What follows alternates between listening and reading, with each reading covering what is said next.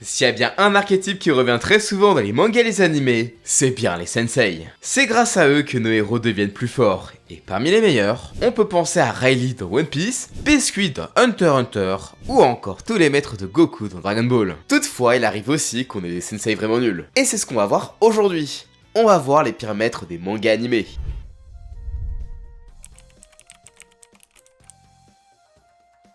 Bon, on commence avec sans doute le meilleur sensei de la liste. C'est le maître de Naruto, et il a entraîné à 3 reprises. Juste avant le tournoi des Chunin, lors de l'arc de la recherche de Tsunade, et enfin, pendant le time skip. Et en dehors de ça, on sait qu'il a entraîné Minato, ainsi que Conan, Yahiko et Nagato. Alors, pourquoi est-ce que je dis que c'est un mauvais maître? Alors que ceux qu'il a entraînés sont soit devenus des mecs super forts de l'Akatsuki, ou encore des Hokage. Dit comme ça, il a un super palmarès. Sauf qu'il faut prendre en compte que Yahiko, Conan et Nagato étaient des génies. Et pour Minato, NDR, c'était encore pire. C'était lui-même qui apprenait des techniques à son maître. Sauf que bon, avec Naruto qui est plutôt normal, on va dire que c'est pas trop ça. Alors en soi, lors de l'arc de l'examen Chunin, il a tout de même appris l'invocation, et il lui a permis de se servir du chakra de Kurama dans des moments délicats. Ce qui a été très utile contre Neji et Gaara. Et sans ça, bah il serait mort. C'est lors de l'arc de la recherche de Tsunade que Jiraiya va prendre le Rasengan à Naruto, la technique iconique de notre héros. Vu comme ça, Jiraiya a l'air d'être un bon enseignant, même s'il est un peu extrême et méga chelou. Genre, il demande à Naruto de faire son entraînement à poil alors qu'il est en sexy jutsu, et utilise tout l'argent de son élève pour louer une meuf et acheter l'alcool, alors que le gars est juste riche. Toutefois, ce n'est pas cette partie de son entraînement qui me dérange, mais plutôt tout ce qu'il a fait dans le time skip. Pour rappel, Naruto est parti pendant 2 ans et demi avec Jiraiya pour s'entraîner avec lui. Et pour le coup, sur le principe, je trouve que l'ami de pervers a eu de bonnes idées pour la progression de son élève. Il a amélioré les bases de Naruto qui étaient assez mauvaises, notamment en termes de dextérité et de contrôle du chakra. Pour rappel, il arrivait que Naruto foire ses sorts même après que Jiraiya lui modifie le saut. Aussi, Naruto est meilleur en stratégie. On le voit bien contre Kakashi. Avant, il aurait juste envoyé 100 clones et c'est tout. En dehors de ça, son taijutsu s'est également amélioré. Et enfin, Jiraiya a également appris à Naruto comment arrêter les genjutsu, ce qui est très pratique pour éviter de se faire one shot. Sinon, il se fait un Rasengan un peu plus gros et c'est tout. Alors, pour la défense de Jiraiya, son plan était d'entraîner son élève afin d'utiliser le chakra de Kyuubi et d'utiliser les formes de démons à queue. Sauf que ça s'est pas passé comme prévu. Naruto en 4ème forme est incontrôlable et a failli le tuer. Il a donc perdu pas mal de temps à le former dans cette voie. Et là où tu dis que c'est choquant, c'est que t'as pas l'impression que Naruto est méga progressé, comparé à Sakura qui est passé de jeune fille inutile à Mini Tsunade, soit l'un des meilleurs médecins de cet univers, et aussi est quand même hyper fort. Et Sasuke est passé du niveau qu'il avait avant au level de Jonin, voire même Hokage. Même si bon, il est sous-entendu qu'il a bien été augmenté et que c'est pas naturel. À la fin du premier arc, Naruto avait de l'avance par rapport à ses camarades de son âge. Mais t'as l'impression qu'après time skip, que l'écart s'est réduit avec les 11 de Konoha. Donc bon, j'ai vraiment l'impression que parmi les 3 Sannin, bah en vrai, Jiraiya, c'est le bonbon des professeurs. Puis bon, dans le manga et l'animé, même si au début de la seconde partie, on va te faire comprendre que l'entraînement de Naruto il a été super bénéfique, bah en vrai, pas tant que ça, hein. Ok, il sait mieux se battre, mais il est toujours pas au niveau de Kakashi au début de Shippuden. Il est obligé d'y aller à 2 et de faire un coup bas. Il s'est arrêté les genjutsu, ok, mais il a un peu flop contre Itachi. Et sinon, il n'a rien pu faire contre Deidara et Sasuke. Vraiment, le pauvre, il était choqué de sa faiblesse. Et par rapport aux autres héros de shonen qui ont bénéficié d'un time skip, où tu vois une vraie différence de puissance, comme pour Luffy, par exemple, bah pour Naruto, ça fait un peu bizarre. Il a pas l'air si fort que ça. C'est comme si Goku revenait de son entraînement avec Kami, et qu'il était moins fort que Tenshinhan. Toutefois, faut prendre en compte que Kishimoto a choisi une autre manière d'aborder les histoires avec le time skip. Plutôt que de montrer petit à petit les techniques que le héros a apprises lors de l'ellipse, l'auteur a préféré montrer les entraînements de Naruto afin qu'on voit sa progression en temps réel, plutôt qu'en flashback. Perso, je trouve ça cool de voir l'échec de Naruto et sa volonté d'être plus fort. Tu vois comment il se construit. Et honnêtement, les entraînements de Naruto sont tellement bons que je trouve que ça aurait été dommage de pas les voir. En soi, j'en veux même pas à Jiraiya de pas lui avoir appris quelques techniques. Même si, bon, ça leur était plutôt utile d'apprendre quelques techniques de crapaud. Toutefois, quand tu vois les entraînements qu'il a eu pour le Rasen Shuriken et le Modern Meat, je trouve ça étonnant que Jiraiya n'a même pas expliqué la nature des chakras ou le Senjutsu à Naruto. Genre, je demande pas de tout lui apprendre, mais au moins d'avoir les bases. En plus, ça aurait pu être logique. Genre, il a pas eu le temps de tout finir, vu que bon, ça prend du temps de maîtriser la nature de chakra, et ça irait très bien avec la révélation que les clones permettent d'apprendre plus vite. Et en vrai, même si c'était foiré avec la maîtrise du chakra de Kyuubi, ne me dis pas qu'il a pris 1 an pour faire les bases et 1 année pour maîtriser le chakra de Kyuubi. Vraiment, par rapport au temps donné et à la vitesse d'apprentissage de Naruto, bah ça fait bizarre. Je comprends tout à fait pourquoi le time skip de Naruto a déçu pas mal de monde. Finalement, le palmarès de Jiraiya, c'est d'être si nul que c'est son élève qui lui apprend des techniques, il a entraîné 3 terroristes, et pour Naruto, on dirait qu'il est juste passé à Decathlon pour lui acheter de nouveaux habits. Ouais, super évolution. Toutefois, faut pas oublier un truc avec le héros, c'est qu'il a vraiment évolué en termes de mentalité. Naruto, avant et après le time skip, c'est plus le même. Il est devenu plus adulte après son voyage. Donc même si t'as l'impression que Jiraiya lui a permis de faire que des Rasengan un peu plus gros, il lui a tout de même appris tout ce qu'il savait de la vie. Et pour le coup, c'est ça qui a vraiment aidé à Naruto d'être le ninja qu'on connaît aujourd'hui.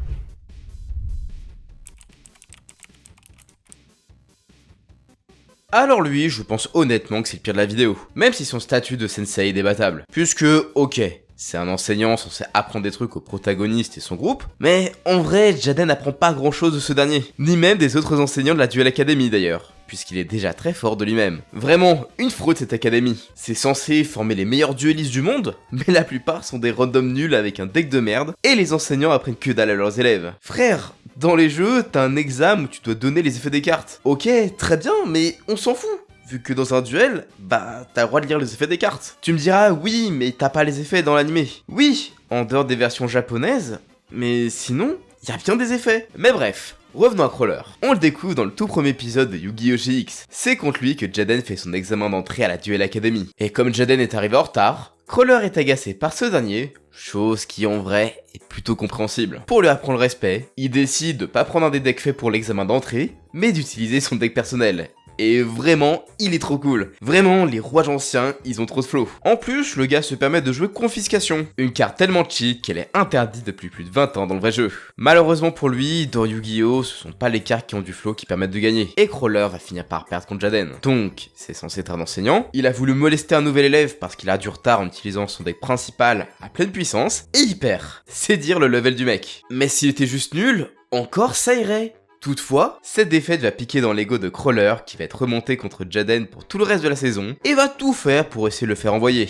Oui, un prof qui sait se virer un de ses élèves. Non mais au secours. Dans ce plan foireux, on peut noter qu'il a essayé d'attirer Jaden dans le dortoir des filles, où théoriquement il n'a pas le droit d'aller, alors que les élèves garçons ont une sanction pour être dans le dortoir des filles. Ok, c'est logique. Mais un homme de 50 ans qui en fait de même, ça normalement c'est la prison. Sinon il a fait sa scammer en achetant le stock de 4 sheets avant l'ouverture du magasin sous le nez de ses élèves et a donné les cartes à Chad, qui devait affronter Jaden pour qu'il le batte. Oui, clairement il y a du favoritisme. Par la suite, afin d'essayer de faire virer Jaden et Cyrus, il les a forcés à affronter les frères Paradox, des duellistes professionnels du tag duel qui affrontaient Yugi et Joey. Donc vraiment, le gars a tellement la haine contre ses élèves qu'il veut les faire virer.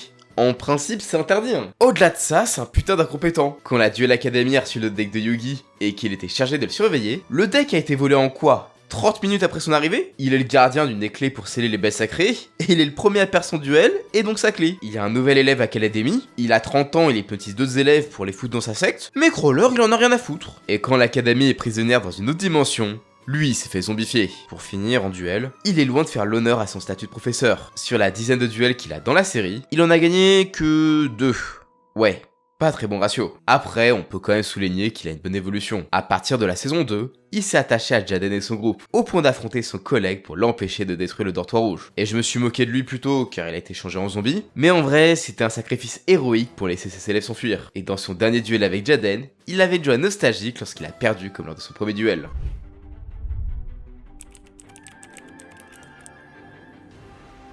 All Might, ou Toshinoro Yagi de son vrai nom, est historiquement le héros numéro 1 du classement des héros. Il est le plus puissant, et il a un corps héroïque noble digne d'un Superman. Il a apporté la paix dans le monde, et a inspiré plein de personnages à vouloir devenir un héros, que ce soit Izuku, Bakugo, Koichi, et sûrement plein d'autres. Par contre, en termes de sensei, son statut est clairement discutable. Alors ok, il a redonné espoir à Izuku de devenir un héros quand tout le monde lui disait que c'était impossible, et ce, en transmettant son pouvoir, le One for All qui décuple sa force. Par contre, il peut pas lui donner comme ça. Faut que Izuku se renforce physiquement. Bon, moi à sa place, je l'aurais inscrit à Fitness Park et donné un programme. Mais bon, comme au Japon, les salles de muscu ça coûte l'équivalent de 60 à 80 € par mois, All Might lui a plutôt chargé de nettoyer une plage dégueulasse. Vraiment, on dirait une plage du Gange le truc. Et alors qu'il a un corps de gamin tout frêle, il lui dit de tirer un frigo de 100 kg avec All Might dessus, qui doit peser quoi 200 kg? Non mais c'est un coach ou un tortionnaire? Mais bref, à la fin, une fois que Izuku a fini de nettoyer cette plage, il a obtenu un physique plus que respectable pour un garçon d'une quinzaine d'années.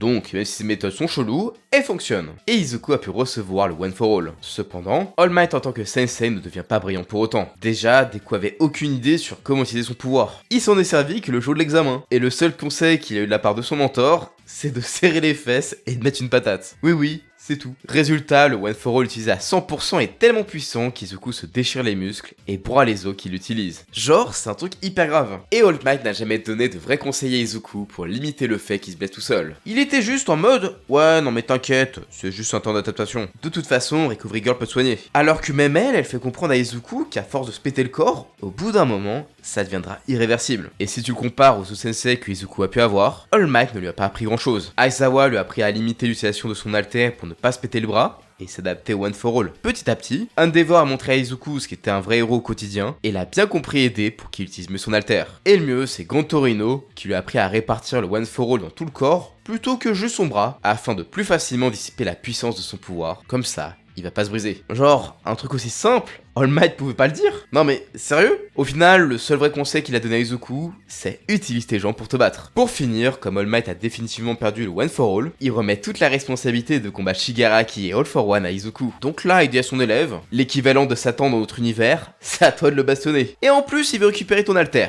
Bon courage. Alors, il aurait peut-être fallu lui dire avant de donner des pouvoirs. Non mais NDR, il est fou. En plus, globalement, All Might met vraiment beaucoup trop la pression à Deku. C'est pas pour rien qu'on a eu un Dark Deku pendant quelques temps. Un des gros soucis d'All Might, c'est qu'il voit qu'il y a des problèmes, mais il fait rien. Donc bon, All Might, c'est peut-être un super coach sportif. En seulement 10 mois, Izuku, il a un super physique, mais pour le reste, il lui a rien appris. Même pas à se battre. Bon, à partir d'un moment, on peut plus trop lui en vouloir d'être absent en tant que mentor, puisque Izuku débloque des pouvoirs du One for All que All Might n'a jamais débloqué. Donc All Might devient plus un partenaire qu'un mentor pour Izuku. Et même dans les derniers épisodes, c'est Izuku qui devient le héros d'All Might. Au final, même s'il n'a pas fait de la meilleure des manières, il a accompli son objectif en tant que sensei, être dépassé par son élève, et ça c'est beau.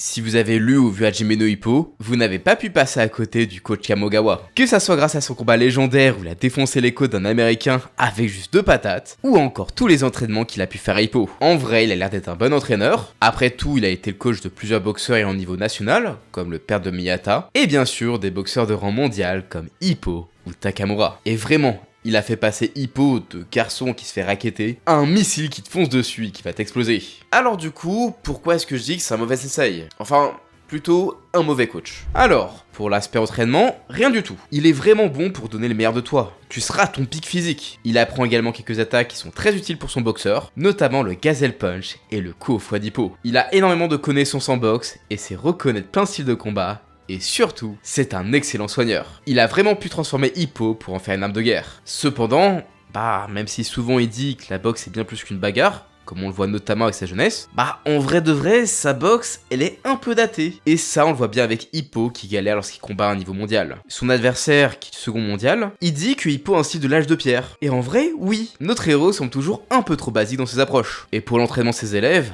hormis 2-3 techniques d'Hippo, c'est son élève qui évolue lui-même et apprend de nouvelles techniques, comme le Dempsey Roll et toutes ses évolutions. Après, bon, tu me diras qu'il est limité, et c'est à son élève de prendre la relève et d'être meilleur. Est-ce que c'est mal? En vrai, dans un shonen classique, j'ai envie de dire que non, c'est logique. Mais dans un manga de sport et qui traite de la boxe, j'ai envie de dire que ça pose pas mal de problèmes. Il y a un énorme souci lorsque tu vois que le style de boxe d'Hippo est hyper spécialisé et qu'il a énormément de lacunes pour s'approcher. Hippo lui-même a dit à son coach qu'il a oublié le jab, qui était pourtant l'une de ses armes principales. Tout ça parce qu'il s'est trop focus sur le Dempsey Roll. Et vraiment, ça, c'est quelque chose qui aurait dû être corrigé par Kamogawa. Le jab, c'est un peu la base. Il aurait dû rectifier le style d'Hippo, et avec de meilleures bases, il aurait moins galéré. Puis au-delà de ça, le rôle de coach va au-delà de l'entraînement. Il joue également le rôle de cornerman dans un combat, où il te donne des indications lors des pauses.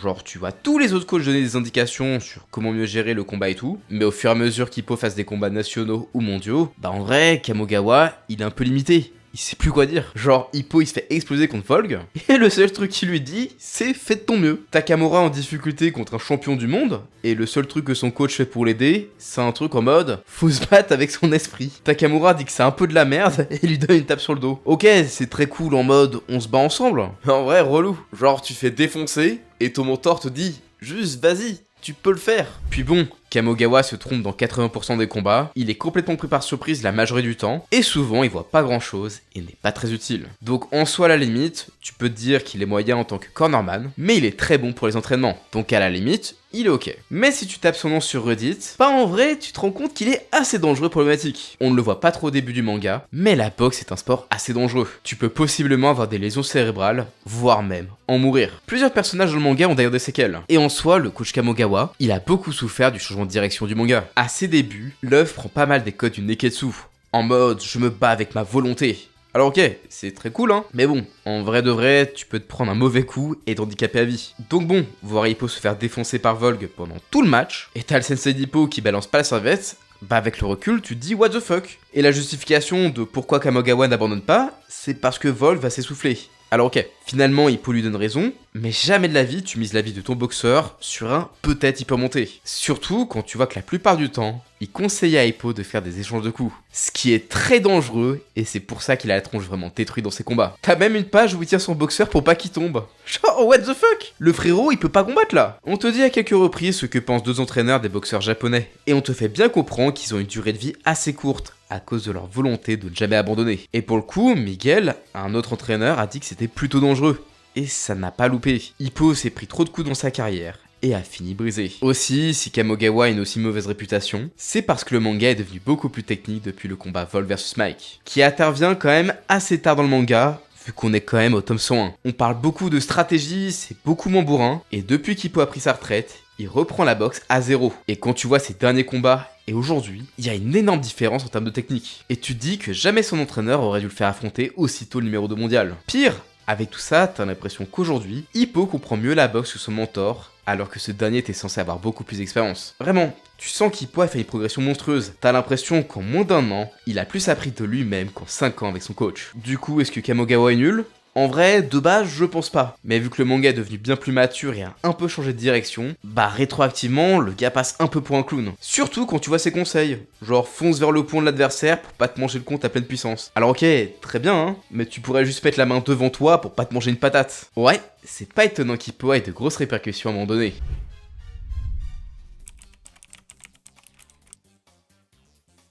Généralement, les sensei dans les mangas animés, ce sont des personnages secondaires. Mais à de rares moments, c'est le personnage principal qui donne des enseignements aux personnages secondaires. Dans le cas présent, c'est Saitama, héros de One Punch Man, qui est le sensei du cyborg Genos. Et vraiment, Genos, il aurait pas pu faire un plus mauvais choix. Genre, le cyborg lui demande humblement d'être son disciple, après qu'il ait vu Saitama one-shot la reine des moustiques et aller tuer Genos. Mais vraiment, il sait pas dans quoi il s'est embarqué. Faut pas oublier que le but de Saitama auprès de Genos, c'est pas de lui enseigner des trucs. C'est juste de pas trop passer pour un maître incapable d'apprendre le moins de trucs à son élève. Mais en vrai, même si je me moque de lui, et que je maintiens que Saitama est un mauvais maître, on peut pas trop le blâmer. Déjà, c'est Genos qui a insisté auprès de Saitama pour l'avoir en maître, donc il faudrait plus blâmer Genos qui a très mal choisi son sensei. Et aussi, Saitama est devenu plus fort simplement à cause d'un simple entraînement musculaire et cardio, qu'on peut tous refaire chez nous. Bon après, Saitama, il est vraiment con. T'as son élève qui a fait un rematch pour voir s'il avait progressé, et ce dernier s'arrête, il dit qu'il a pas progressé d'un pouce, et Saitama fait le pire discours possible. Il lui dit, t'es peut-être pas devenu plus fort, mais en tout cas,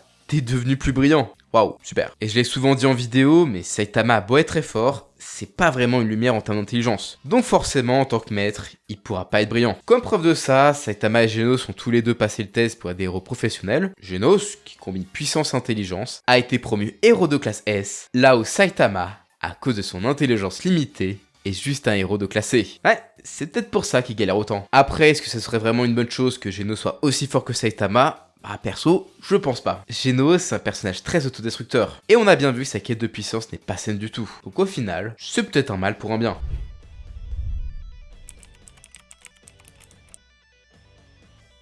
Un peu à la manière de All Might, Noel Noah est le numéro 1 mondial. Mais cette fois-ci en termes de football, et il a inspiré plein de joueurs dans le monde entier à se lancer dans le foot, comme Izagi. Ce dernier sera, avec 299 autres attaquants du Japon, convié à participer au projet Bullock, qui a pour but de créer l'attaquant le plus égoïste et égocentrique. Car c'est une qualité qu'on retrouve chez les meilleurs attaquants du football. Et pour le coup, Jinpachi Ego est un excellent maître. Il applique plein de concepts du football à ses joueurs, et sachant faire des programmes personnalisés à chacun d'entre eux pour améliorer leurs points forts et combler leurs faiblesses. Cependant, après l'Arc U20, les joueurs du Bullock doivent aller dans une équipe européenne pour gagner en expérience. Ils ont le choix d'avoir les meilleurs joueurs du monde comme mentor, et comme c'est son idole, Izagi a choisi Noel Noah au Bayern. Cependant, parmi les 5, il aurait vraiment pas pu faire un pire choix. Genre, t'as Chris Prince qui aide les joueurs à se développer au niveau musculaire, Snuffy apprend ses joueurs à jouer de manière stratégique, et Julian Loki crée des systèmes pour faire jouer ensemble des joueurs compatibles. À côté de ça, tu te rends compte que Noël Noah, bah il sert juste à rien, et apprend que dalle à ses joueurs. Toutes les évolutions qu'Izagi a eues au cours de cet arc, il les a eues tout seul, soit en observant un autre joueur,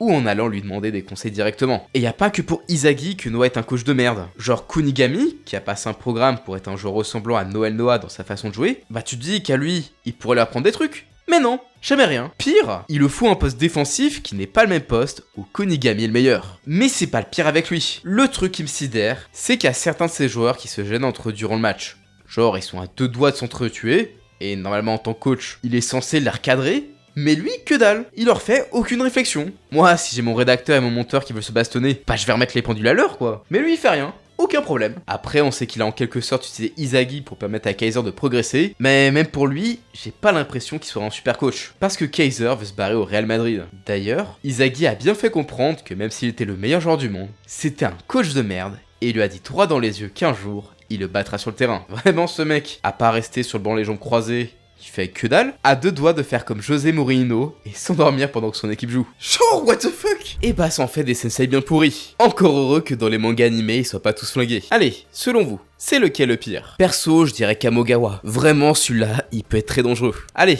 abonnez-vous, je vous dis à la prochaine, ciao!